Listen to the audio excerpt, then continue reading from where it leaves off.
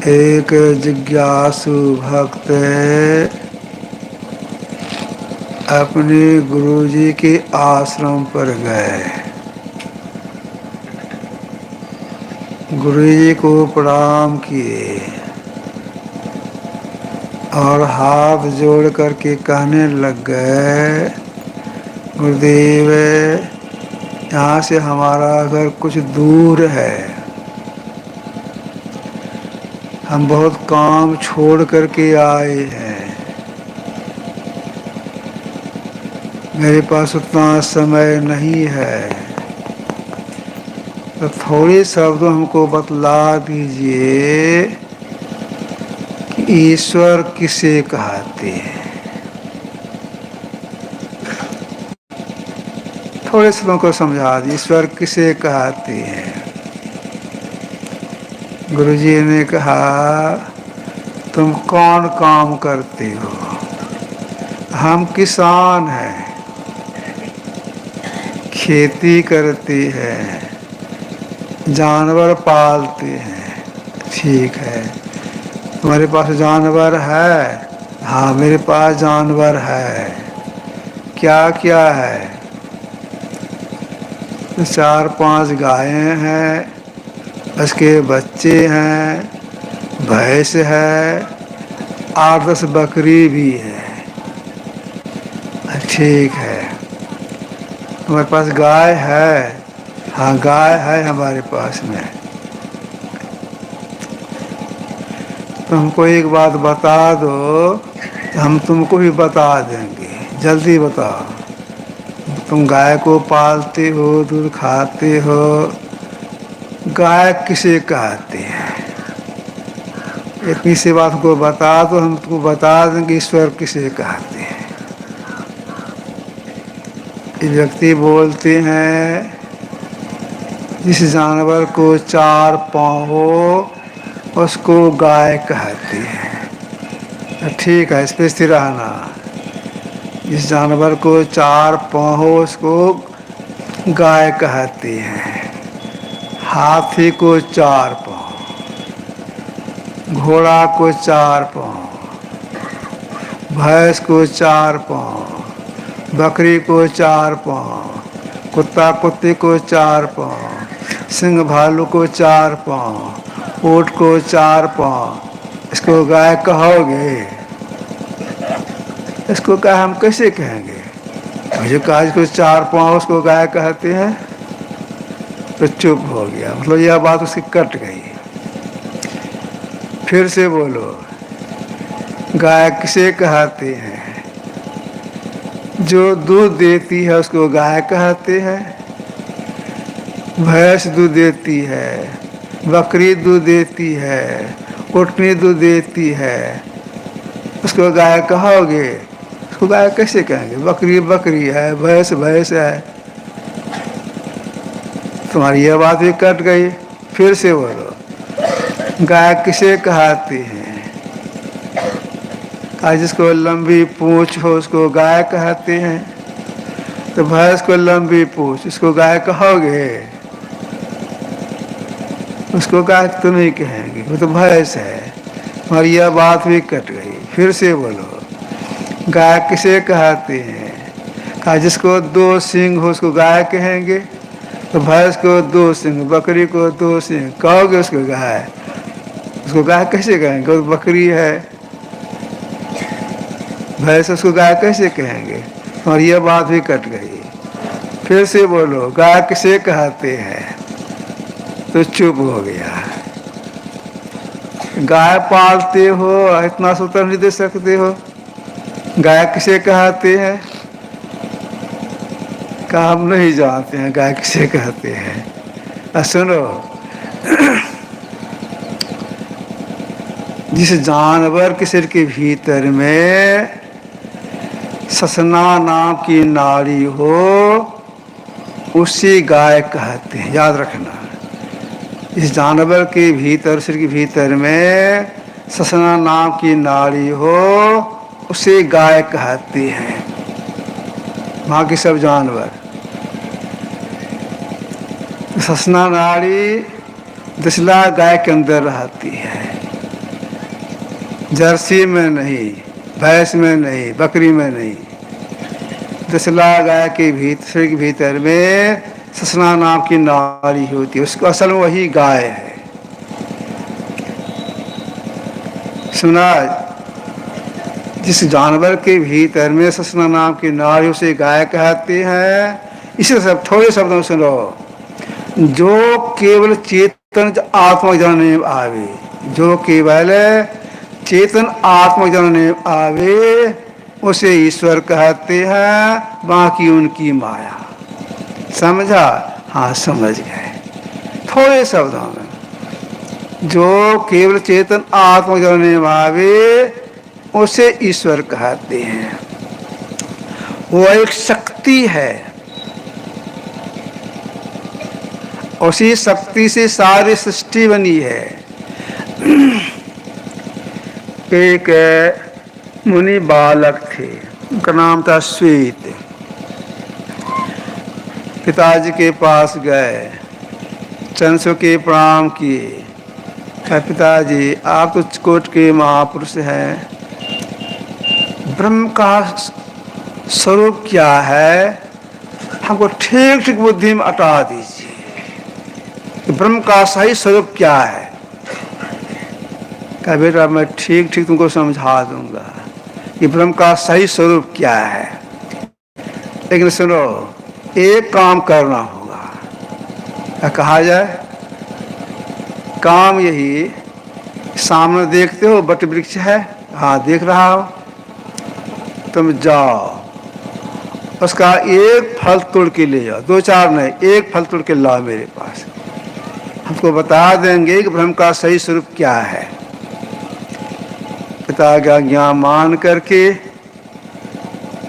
वे गए बट वृक्ष के पास, एक फल तोड़े जो गोल गोल होता है, ले आए। कहा पिताजी ले आए एक फल। अरे ठीक है, इस फल को तोड़ो। तो ऐसे तोड़े, दो फांक हो गया। अब एक काम करो, श्वेत खड़े थे, मुनि भी खड़े थे, एक फांक को नीचे गिरा दो। नीचे गिरा दिए। अब हमारे पास में क्या है? श्वेत ने कहा फल का आधा फांक है। आज ठीक है, उसमें क्या देखते हो? इसमें पूरा बीज भरा हुआ है, बहुत बीज होता है उसमें, बहुत बीज भरा हुआ है। आज ठीक है, चुटकी से उसमें से एक बीज को लो, बाकी नीचे गिरा दो। जैसे आज्ञा उसके अनुसार वट वृक्ष के फल से, फल के फांक से एक बीज निकाले, बेसी एक बीज, बाकी को नीचे गिरा दिए। तुम्हारे हाथ में क्या है? एक बीज है घास का, आज एक बीज है। अब इस बीज को तुम तोड़ो, किसी तरह से उस बीज को तोड़ दिए। अब क्या देखते हो? तो इसका दो दाल निकल गया, तोड़ दिया, दो दाल हो गया, दो दाल हो गया। आप दोनों दाल को अलग अलग मिट्टी में गाड़ोगे, उससे गाछ बनेगा, अंकुरित होगा? अब कैसे होगा? अलग अलग गाड़ के सड़ जाएगा। अगर सटा रहता तब उसे गाछ हो सकता था, अब नहीं होगा। अच्छा ठीक है, जब सटा रहा था तो गाछ होता, अलग अलग हो गया अब गाछ नहीं होगा, सड़ जाएगा मिट्टी में गाड़ने से। अब तुम ही बताओ कि दो दाल के बीच में क्या था जिसे गाछ बनता था? जी दो दाल के बीच में तो कुछ भी नहीं था। जिसको तुम कुछ नहीं कहते हो वही सब कुछ है, वही परमात्मा के सही स्वरूप है। समझा? जिसको जो कुछ नहीं है वही सब कुछ है, वो एक शक्ति है।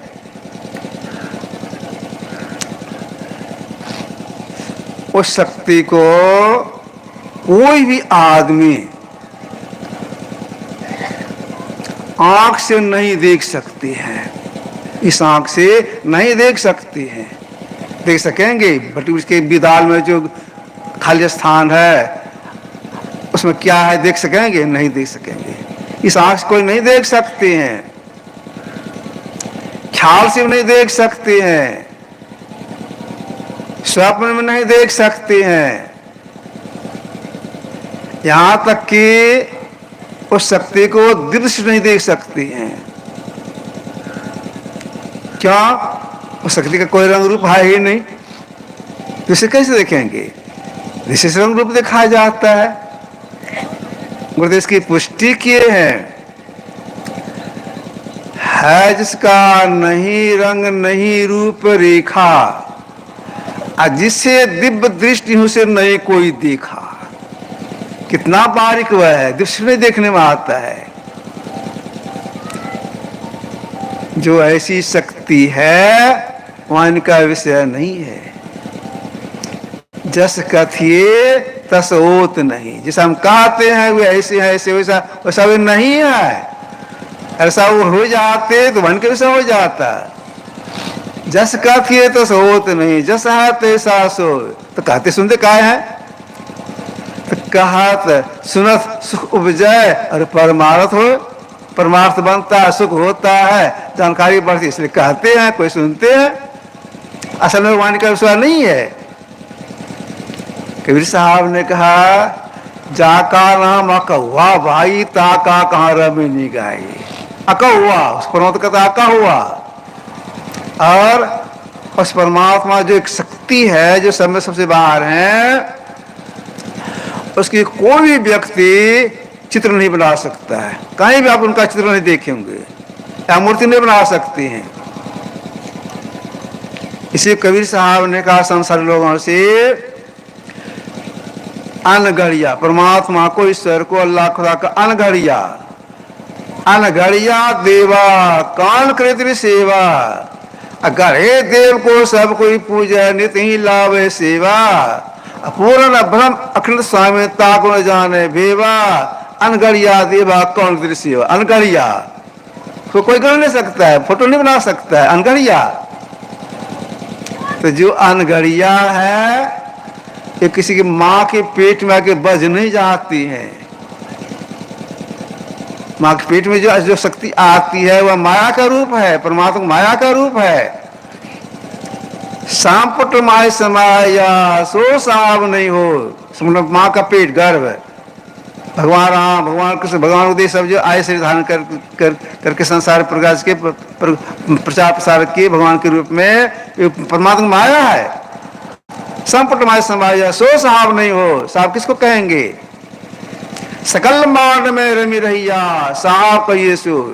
सारे ब्रह्मांड एक समान रमन कर रही हैं, जिसे कहीं खा भी नहीं है।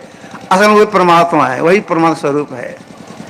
और तो सबसे पहले के हैं, वह शक्ति सबसे पहले का, पहले कुछ भी नहीं।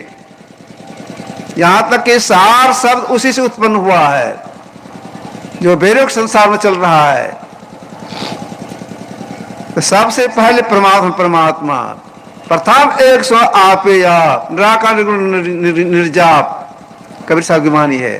तो जो पहले का चीज होता है स्वाभाविक वह सूक्ष्म होता है, और उसके बाद जितनी भी चीजें होती हैं उसकी अपेक्षा स्थूल मोटा होता है, और मोटा में सूक्ष्म घुस करके अपना मतलब बाहर रखता है। जैसे देखिए समझे ख्याल से,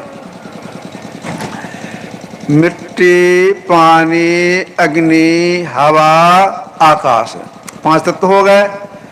इन 5 तत्वों में पहले बना है आकाश। आकाश को आप में से छू सकते हैं? नहीं छू सकते हैं। घर्षण लगता है? नहीं लगता है। आकाश के बाद हवा, हवा देखने नहीं आता है लेकिन स्पर्श होता है। अग्नि को देखते और छूते भी हैं, पानी को देखते और पीते भी हैं, मिट्टी पर चलते फिरते खेती भी करते हैं। तो आकाश जो है मिट्टी में, पानी में, अग्नि में, हवा में, इस चारों में घुस करके चारों से बाहर, इस तरह से परमात्मा सबसे पहले होने कारण सृष्टि के कण कण में व्यापक होकर के अपना मंडल बाहर रखे हैं। कितने बार की कोई सीमा नहीं, इतने बारीक उनको बताया गया है कि हम लोगों के शरीर के भीतर में जो 4 इंद्रियां हैं, मन, बुद्धि, चित्त, अहंकार, चारों का 4 काम है। मन का काम है संकल्प करना, बुद्धि काम है निर्णय कर देना, चित्त का काम है स्पंदन करना, अहंकार का मैंपन का बोध करना। और जरा विचार कीजिए, ये चारों इंद्रियां, भीतर की 4 इंद्रियां सूक्ष्म जड़ है। तो मन जो संकल्प करता है किसकी शक्ति से, बुद्धि निर्णय करती किसकी शक्ति से, चित्त स्पंदन करता है किसकी शक्ति से, अहंकार में बोध करता किसकी शक्ति से। अगर कोई कहते अपने आप नहीं, किसी शक्ति से यह काम हो रहा है। और शक्ति क्या है? चेतन। परमात्मा उस चेतन में व्यापक होकर के अपना मंडल बाहर रखा है। आप विचार के कितने बारीक भी होंगे, कितने बड़े भी होंगे। स्वरूप अखंडित व्यापी चैतन्य चैतन, ऊंचे नीचे आगे पीछे दाएं बाएं अनन्य, बढ़ाते बड़ा छोड़ते छोटा, मैं सब लिखा, सबके मध्य निरंतर सादृश्य दृश्य में देखा। कबीर सगवानी है। चैतन्य चैतन, उस चेतन में भी परमात्मा घुस करके अपना मंडल बाहर रखे हैं। और जो सबसे बाहर है उसी को महापुरुष ने कहा अनंत। अगर 2 अनंत हो जाएगा, दोनों सीमा वाला हो, सीम हो जाएगा। अनंत एक ही एक, उसके बाद अवकाश नहीं। जो एक ही एक है, उसके बाद अवकाश नहीं। वे ऊपर भी हैं, हम जीव हैं, ऊपर भी हैं, नीचे भी हैं, आगे भी हैं, पीछे भी हैं, बाईं ओर हैं, दाईं ओर हैं, भीतर हैं, सब जगह सर्वत्र हैं। तब आप कहेंगे जब परमात्मा सर्वत्र हैं, हम देखते कहाँ है, प्राप्त कहाँ होता है हमको?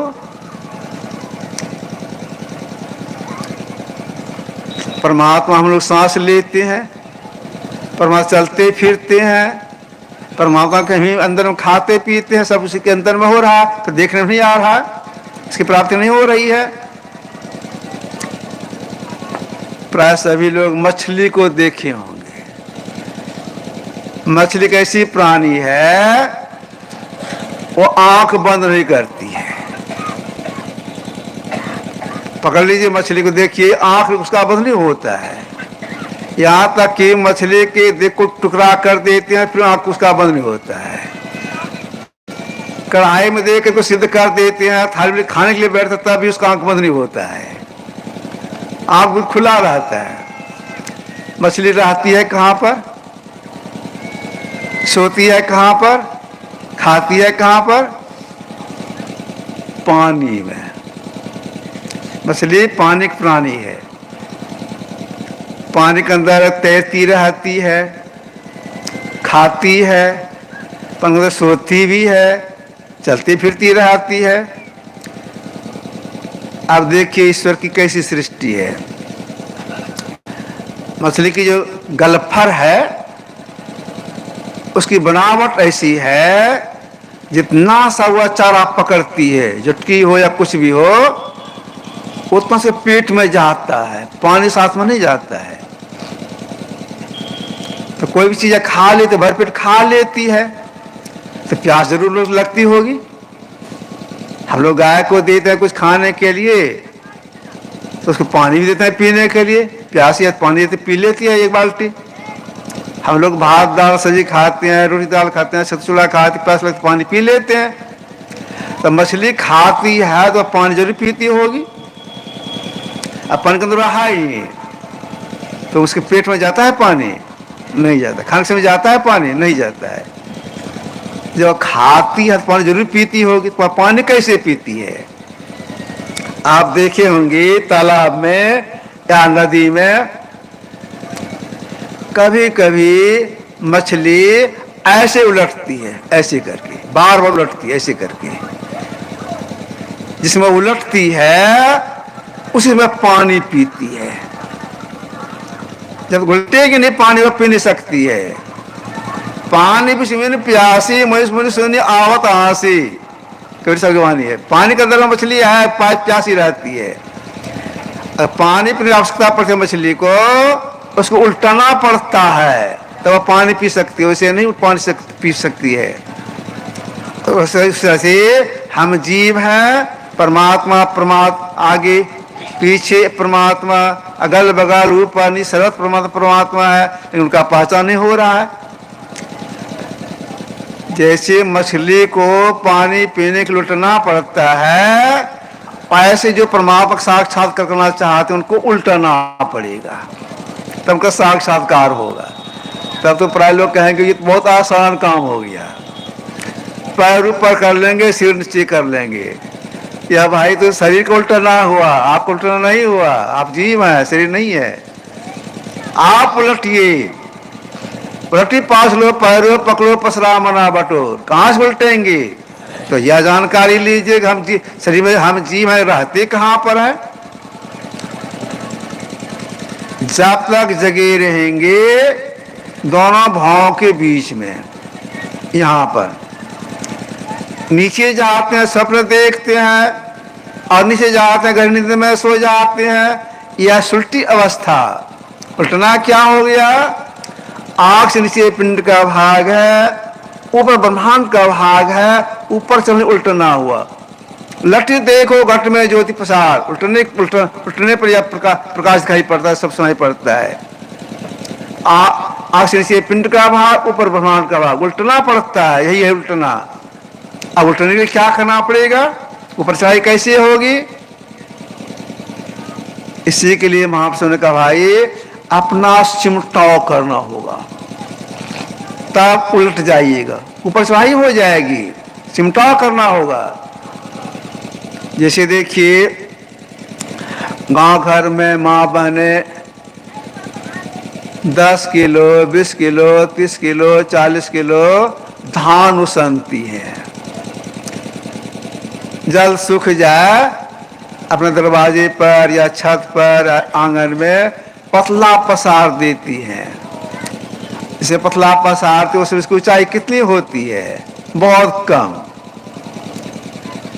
जब धान सूख जाता है, जिसका धान हुआ माई क्या करती है?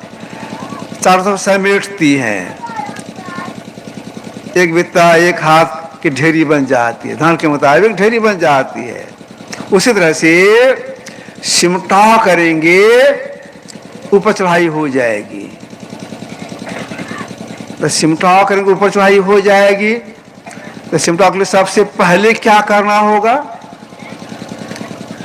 यह विधि सीखना होगा, सीख करके करना होगा। तो करने में पहले क्या करना पड़ेगा? तो गुरु जो मंत्र बता दे उस मंत्र को जपना होगा। पर मंत्र जपने के बहुत से नाम है।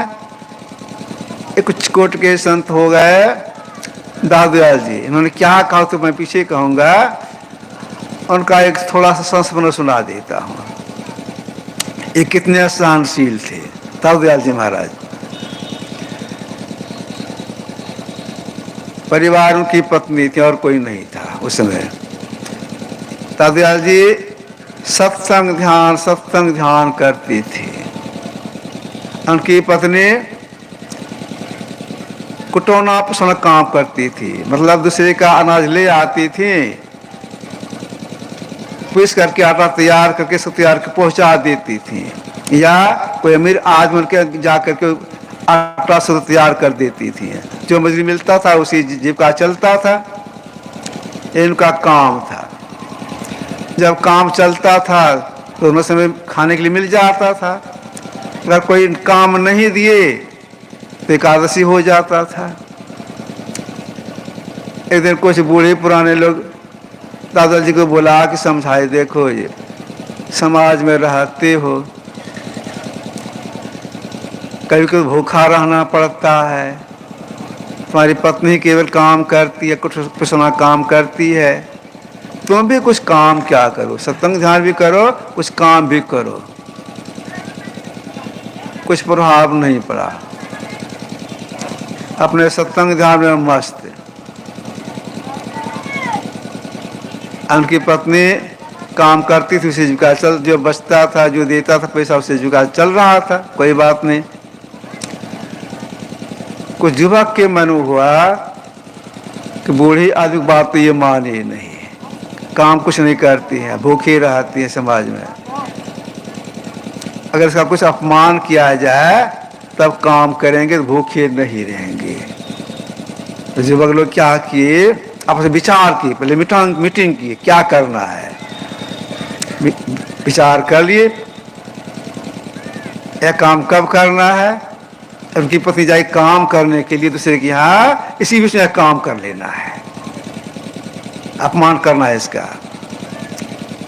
जब उनकी पत्नी चली गई दूसरे यहाँ काम करने के लिए, तब उसी बीच में युवक लोग क्या किए, पहले से व्यवस्था करके रखे थे, एक नाई को बुलाए जल्दीबाजी, और नाई से क्या किए, उनके माथे में जो बाल था, बाल को साफ करवा दिए, मुड़वा दिए, और क्या किए, एक गधा पहले तैयार के रखे थे, गधा पर उसको बैठाए। तो बैठाए कैसे, मुंह तरफ नहीं, पूंछ तरफ, उल्टा करके, उल्टा बैठाए, उल्टा बैठा दिए गधा पर। इसके बाद क्या किए, 4-5 सिर्फ बैगन का माला बना करके गले पहना दिए। इसके बाद पूरे गांव उनको घुमाए, हल्ला करते, नारा लगाते। क्या नारा लगाए, देखो आलसी दादू को, देखो आलसी दादू को। गांव बहुत लंबा चौड़ा, पूरे गांव घुमाए उसको। घुमाते घुमाते जब उनके घर के पास आ गए, तब उनकी पत्नी काम करके आ गई थी। हल्ला सुनी, कौन सा हल्ला है, अरे मेरे पति का नाम ले रहे हैं। घर से निकली तो देखती क्या है, पति को गधा पर बैठाए हैं, उल्टा बैठाए हैं, और गले में बैगन का माला बना के पहना दिए हैं। कहते हैं देखो दादू आलसी को, बिगड़ गई। उधर ये गधा पर से कौन सा किया है, इसका आगे को कौन है, हम पंचायती करेंगे, यह करेंगे, वह करेंगे। बोलने लगे, सब युवक भाग गया। क्या उतरिए गधा पर से, ऐसा कौन किया है, उसका नाम बोलिए तो हम पंचायती करेंगे, पंच लोग के साथ दोस्त को दंड देंगे। राजा ने कहा सूरज शांत हो जाओ, देखो कितना उपकार किया है, क्या उपकार किया है, इतना अपमान क्या उपकार हुआ, पहले सुन तो लो शांति से, कितना उपकार किया है। माथे का बाल बढ़ गया था, अपने समझाते नायक यहाँ तो पैसा मांगता, फ्री में बना दिया। और देखो कितना लंबा चौड़ा गांव है, कहीं हम घूमे नहीं थे, सवारी लाया, पूरा गांव हमको घुमाया, दिखाया। अब विशेष देखो क्या किया ये लोग, आज कई दिन से नमक रोटी खा रहे थे, 4-5 बैगन दे दिया, इसका सब्जी बना, सब्जी रोटी खाओ। इतने में सहनशील थे, और उन्होंने कहा सिमटोल सबसे पहले क्या करना होगा। दादू सृजनहार के केते नाम अनंत, परंतु बहुत से नाम है, उन नाम से एक नाम का जप कीजिए, सिमटा होगा, कुछ सिमटा हो जाएगा। अगर मन भाग जाए तो लौटा के जप लगा देना चाहिए, कल भी मैं कहा था, लौटा के जप लगा देना चाहिए, लगातार जपते रहना चाहिए, मन ही में जपने का प्रयास करते रहना चाहिए। जपते जब कुछ चिमटा होता है, लेकिन इतने में ही परमात्मा का दर्शन नहीं होता है, और चिमटा हो जाए। इसके लिए गुरु जिनका ध्यान करने के लिए बता दें, उनके रूप का ध्यान करना चाहिए, प्रेम से ध्यान, उनको ख्याल करना चाहिए। वे परमात्मा सगुण साकार रूप हैं। गुरु जो होते हैं परमात्मा के सगुण साकार रूप होते हैं, इष्ट जो होते हैं परमात्मा के सगुण साकार रूप होते हैं। यह श्रद्धा, इस श्रद्धा के साथ उनका ध्यान करना चाहिए, ख्याल से ध्यान करना चाहिए, लगन के साथ ध्यान करना चाहिए। तो कोई सिमटाव हो गया और सिमटाव हो जाए, अगर इतने में लगे रहेंगे तो परम दर्शन नहीं होगा। और सिमटाव हो जाए, इसके लिए ये जो हम लोगों की दो आंखें हैं, दोनों आंखों से धार निकल रही है, समुद्र का निकल रही है, एक करना। ये कैसे करेंगे, कैसे सटाएंगे इसको? इसके जितने बड़े बड़े महापुरुष हो गए उनका कहना है ये जो 10 दिशाएं हैं, पूरब पश्चिम उत्तर दक्षिण, 4, इसके चारों कोने, 4 4 8, ऊपर और नीचे 8 2 10, 10 में एक दिशा नहीं रही, तब देखेगा पूर्ण सिमटा होगा। भगवान कृष्ण ने कहा था अर्जुन से, दिशाचानव लोग क्यों सब नहीं देखते, देखो। अब हम लोग विचार करें, ये 10 दिशाएं हैं, आंख खोल के देखते हैं सामने कोई दिशा, आंख बंद कर लेते हैं तो पूरा पश्चिम उत्तर दक्षिण 4, इसके चारों कोने ज्ञान तो नहीं रहता है, लेकिन ऊपर का नीचे ख्याल रह जाता है, मतलब 2 दिशा रह गई। यहाँ कहा गया दिशा 4 लोग क्यों, 10 में एक भी दिशा नहीं रही, तब देखना। अब क्या करें? यही है असल में ब्रह्म दीक्षा। इस ज्ञान को सीखना पड़ता है, समझना, समझ के इसको करना पड़ता है, समय लगा करना पड़ता है। अगर समय नहीं लगा पाएंगे इस क्रिया में सफलता नहीं मिलेगी, समय लगाना पड़ता है। जितने बड़े बड़े महापुरुष हो गए इसको समय लगा किए हैं, और समय लगाने के लिए सलाह देते गए हैं। जैसे देखिए एक चिकोट के महापुरुष हो गए तुलसी साहब, इन्होंने संसार के लोगों से कहा, तुलसी रख देख निज नैना, पल पल पारो 8, रोज 360 360 दिन देखो, देखते रहो। कहाँ देखते रहो? अगर तुम पिंड से ब्रह्मचारी करना चाहते हो, प्रकाश दिखना चाहते हो, कहाँ देखने का तुलसी साहब ने?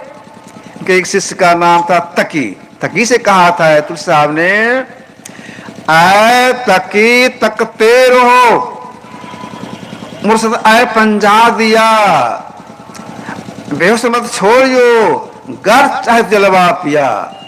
मंसूर, सरमद, भू अली और सबसे मौलाना हुए, बहुत इस रास्ते पुख्ता किया।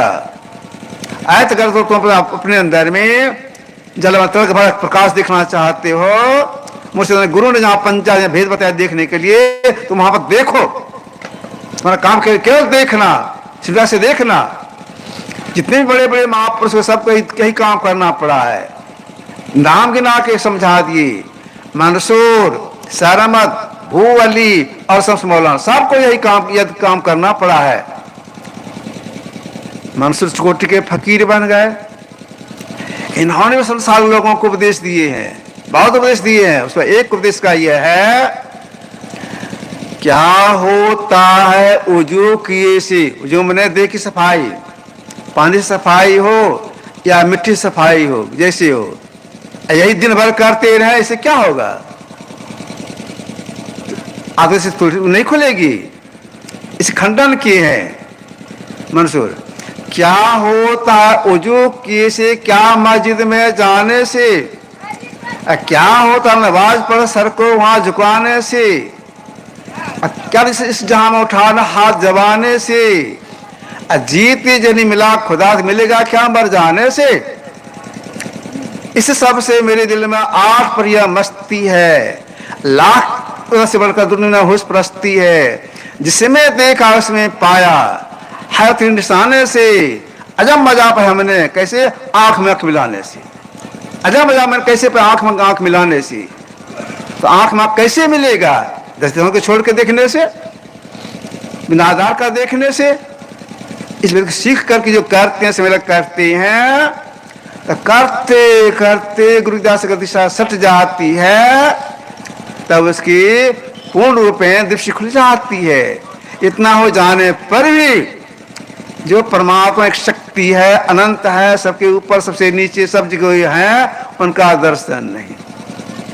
नारद मुनि गए थे श्वेतद्वीप, नारद का दर्शन करने के ख्याल से, नारद का दर्शन हो रहा है, दृष्टि से देख रहे हैं। नारद कहते हैं हे मुने, ये जो मेरा रूप आप देख रहे हैं ये मेरी माया है। जब दृष्टि से देख रहे हैं मेरी माया है, मेरे सत्य स्वरूप को देखने के लिए इसे और आगे बढ़ना होगा, मतलब आप से प्राप्त करनी पड़ेगी। तो आप इससे परमात्मा साक्षात्कार होता है, तो आप इसे कैसे प्राप्त होगा, इसके लिए क्या करना पड़ेगा।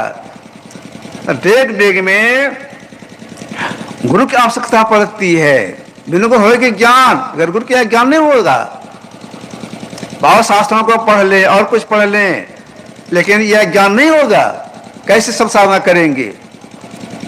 तो जो दिशाधारु एक कर लेते अपने अंदर में प्रकाश को देखते ही हैं, अनहदनाद को सुनती हैं। कौन सुनते हैं? जो दिशा एक कर लेते अपने अंदर में अनहदनाद को सुनती हैं। उस अनहदनाद में एक शब्द की खोज करनी पड़ती है, जो शब्द जड़ प्रकृति चित्त प्रकृति के बनने के पूर्व उदय हुआ है, आदि शब्द जो बेरोक चल रहा है, और शब्द की खोज, जब शब्द की खोज हो जाएगी तो जीव की आत्मा खुल जाएगी। वह शब्द इतनी शक्तिशाली है, अगर वह शब्द सृष्टि निकल जाए, सृष्टि लिप्त हो जाएगी। उस शब्द की शक्ति संसार या कायम है। प्रदेव साधना करके संत बन, तभी उन्होंने कहा भजो सत्यनाम सत्यनाम सत्यनाम एक। सत्यनाम के आधार पर स्थिर है संसार, जब संतन विचार सत्यनाम आदि शब्द उल्टा नाम जो ब्रह्मांड से पिंड को आ रहा है। असत्य जैसे पकड़ होती है, जीव की आत्मा खुल जाती है। उसी आत्मदृष्टि से जीव अपना पहचान करता है। आत्म आपको आप ही जाने, या जीव अपने से अपना पहचान करता है। कब? सब साधना करने में जो एक शब्द की प्राप्ति हो जाती है, तब यह काम अनुसार जीवात्मा कर सकता है। गाय में जीव है, भैंस में जीव है, कुत्ता बिल्ली में जीव है, उसको ज्ञान ही नहीं है। हम मानव यह काम कर सकते हैं। इसका जो लग जाती है, साथ सीख करने लग जाती हैं, यह संस्कार जीव को मनुष्य दिलाता है। और फिर यही काम कर रहा था, साधना सिखाता है, करवाता है। जब तक की मुक्ति नहीं होती जीव की, तब तक वो संस्कार छोड़ता नहीं है। इसे मनुष्य मात्र का कर्तव्य होता है, साधना सीख करके साधना करने में लग जाए, विलंब नहीं करें। विलंब इसलिए नहीं करें कि यह शरीर तो है देव दुर्लभ, इसके साथ है क्षण भंगुर, कभी न जाकर नहीं जानते हैं। अगर साधना नहीं सीखे नहीं करेंगे, फिर मनुष्य नहीं मिलेगा। इसको आवश्यक जाना पड़ेगा, दुखों को भोगना पड़ेगा। एक छोटे के महापुरुष हो गए चरणदास जी, उनकी शिष्या का नाम था सहजोबाई। ये भी संत अवस्था प्राप्त कर लिए, तब इन्होंने कहा सहजोबाई ने, पानी का सा बुलबुला ये तन ऐसा हो। पानी का सा बुलबुला मतलब वर्षा मौसम हम लोग देखते हैं, वर्षा प्रारंभ होता है, बुलबुला उत्पन्न होता है। शायद तो बुलबुला साहित्य भाषा है, रहते भाषा हम कहेंगे उसको फोका पहिया, बनता है फुटता है, बनता है फुटता है। ऐसे शरीर को समझाया गया है, ऐसा क्षण भंगुर ये शरीर है। पानी का सा बुलबुला यह तन ऐसा हो। पी मिलन को ठान, बिना परमात्मा पी मिलन को ठान, ये नापन और ये सो लग जाइए। अगर नहीं लगते हैं तो बहन में खा दे, उनसे नहीं मिलेगा, और शरीर में जाना पड़ेगा। और शरीर में नहीं जाए, संत भगवानी को मान करके ऐसा करने में लग जाए, विलंब नहीं करें। यह जानकारी कहाँ मिलती है? यह जानकारी सत्संग से प्राप्त होता है। यह काम हमको करना चाहिए, इसमें बीत रहा है, जिसमें बीत जाएगा फिर लौट के नहीं आएगा, उतनी आयु समाप्त हो गई। गुरुदेव की वाणी में है, समय गया फिरता नहीं, झट ही करो निज काम, जो बीता सो बीत या अभो गुरु नाम। जो इसमें निकल गया, इसमें तो वापस आएगा नहीं। अब जो बाकी बचा है, शेष आयु बचा हुआ है, उसमें अपना काम यही अंतर साधन के द्वारा अपना पहचान कर लीजिए, अपना साक्षात्कार कर लीजिए, सदा के लिए मुक्त हो जाए, दुखों से छूट जाइए। तो यह काम जरूर करना चाहिए। ये आपके सामने थोड़ा सा रखा, आगे सुना आप लोग सुनेंगे। बोलिए प्रेम से श्री सद्गुरु महाराज की जय।